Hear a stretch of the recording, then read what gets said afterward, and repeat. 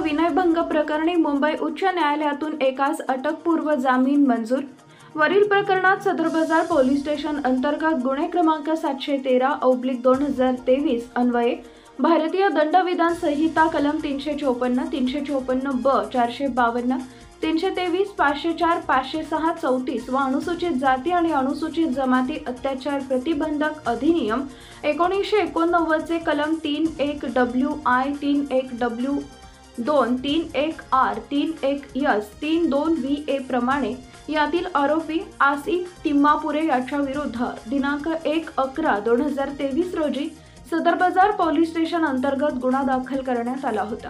सदर प्रकरणात दिनांक 26/10/2023 रोजी यातील फिर्यादी व त्यांची नातवंडे घरी असताना व नातू घराबाहेर खेळण्यासाठी गेला असताना त्यावेळी घराशेजारी राहणारे आरोपी यांनी घाण का टाकली असं विचारले असता त्यावेळी आरोपी यांनी फिर्यादीच्या घरच्या गेटच्या आत येऊन जातीवाचक शिवीगाळ करण्यास सुरुवात केली व फिर्यादीचा विनयभंग केला अशा आशयाची फिर्याद संबंधित पोलीस स्टेशन येथे दाखल करण्यात आली होती।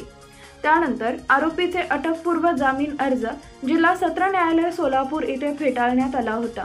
त्यानंतर आरोपीने मुंबई उच्च न्यायालयात अटकपूर्व जामीन अर्ज दाखल केला होता।